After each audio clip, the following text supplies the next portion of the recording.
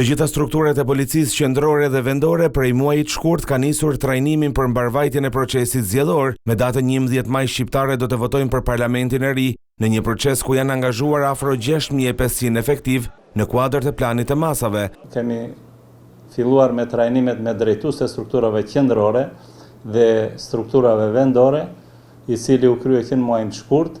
Më pas kemi vazhduar me trajnerët dhe gjatë muajit mars është organizuar trajnimi me të gjitha strukturat vendore dhe jemi në përfundim të tyre. Janë trajnuar rreth 6500 punonjës policie të cilët do të angazhohen në procesin zgjedhor dhe në ruajtjen e objekteve zgjedhore. Fokusi do të jetë krimet zgjedhore dhe policia në bashkëpunim me SPAK do të punojnë për parandalimin e tyre.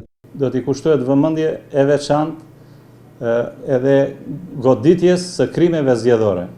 Pasi së bashku me prokurorinë e përgjithshme ne kemi zhvilluar një trajnim me drejtues të strukturave qendrore dhe vendore, bashkëpunimi me SPAK-un, bashkëpunimi me prokurorinë e përgjithshme do të jetë i pandërprerë kryesisht ditën e procesit zgjedhor.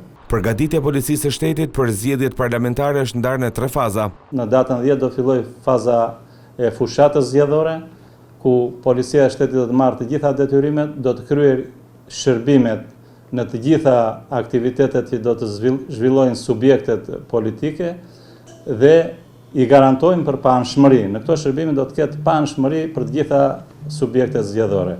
Trajnimet e policisë po kryen në bashkëpunim me Komisionin Qendror të Zgjedhjeve, ku efektive do të kenë të përcaktuara rolet e tyre nga procesi i votimit, tek shpërndarja kutive të votimit dhe deri në përfundim të numërimit të votave.